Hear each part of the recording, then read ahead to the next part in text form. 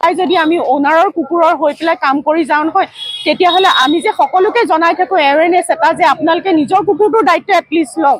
ৰাস্তাৰ কুকুৰ এইটো হৰিজন কলনী, এইটো কুকুৰটো চাগে চবেই চিনি পাইছে। ইয়াত মই নামটো সুধিলোঁ তাৰ, দাদাহঁতে নামটো তাক দিয়া নাই এতিয়ালৈকে। তাক নাম এটা দিম বাৰু আমি। তাৰ মুখৰ কণ্ডিশ্যনটো দেখিছে, এনেকুৱা অৱস্থা হৈ গৈছিলে তাৰ।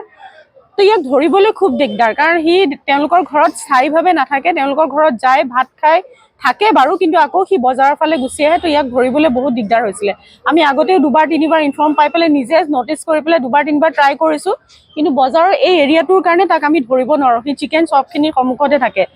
তো লাষ্ট আজি 2-3 দিনৰ পৰাই ৰাজুদাইও ট্ৰাই মাৰি আছে।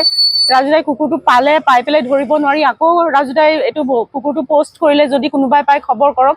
তো আমি এই টাইম পিৰিয়ডতে আমি গম পালোঁ যে ইয়াৰ এজন অস্থায়ীভাৱে হ'লেও এজন মালিক আছে, যাৰ ঘৰত সি গৈ ৰাতিটো থাকে। ফাৰ্ষ্ট ট্ৰিটমেণ্টটো কৰা হ'ল।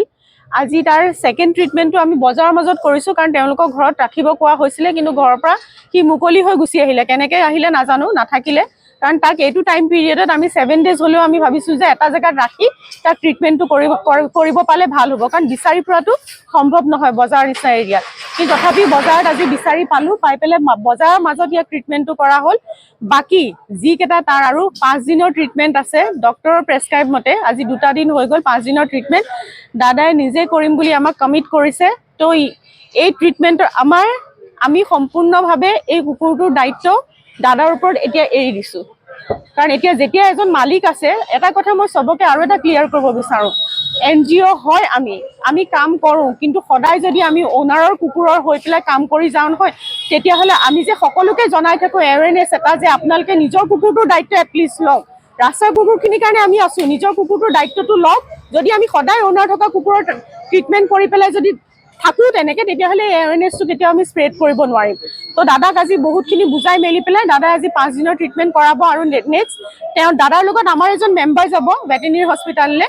তো সেইখিনি কোঅৰ্ডিনেট আমি কৰি দিম। তেওঁলোকৰ লগত গৈ পেলাই, দাদাৰ লগত গৈ পেলাই তাক ইনজেকশ্যন দিয়া বা ট্ৰিটমেণ্টখিনি কৰাব। এই 2 দিন ট্ৰিটমেণ্টটো NGOয়ে কৰিলে, আগৰখিনি ট্ৰিটমেণ্ট মই কৰি দিম। কালিৰ পৰা আপোনাৰ ট্ৰিটমেণ্ট আৰম্ভ হ'ল। কুকুৰটোক বহুত দিন ট্ৰাই কৰাৰ পিছত যোৱাকালি আপোনাৰ ফাৰ্ষ্ট এণ্টিবায়'টিক দিয়া হ'ল, আজি ছেকেণ্ড এণ্টিবায়'টিক দিয়া হৈছে। আৰু অহাকালি এই 2 দিন আমি আৰু NGO মিলিয়ে কৰিছোঁ। 2 দিন ট্ৰিটমেণ্ট কৰি দিলোঁ। বাকী যিকেইদিন 5 দিনৰ এণ্টিবায়'টিকৰ ক'ৰ্চ আছে, এইকেইটা তেওঁৰ অ'নাৰ হয়, এখেতে কৰিব বুলি তেওঁ প্ৰতিশ্ৰুতি দিছে। এইকেইদিন কৰিব। ভিডিঅ'ৰ জৰিয়তে নেক্সট ভিডিঅ'ৰ জৰিয়তে কুকুৰটোৰ আপডেট কেনেকুৱা হৈছে, ভাল হৈছে নে সুস্থ হৈছে নে নাই, তাক আমি আপডেট দি থাকিম। এই ক্ষেত্ৰত আপোনালোকে চিন্তা কৰিবলগীয়া একো নাই। কুকুৰটো সুস্থ হয় বুলি খালি প্ৰে কৰিব আপোনালোকে জাষ্ট।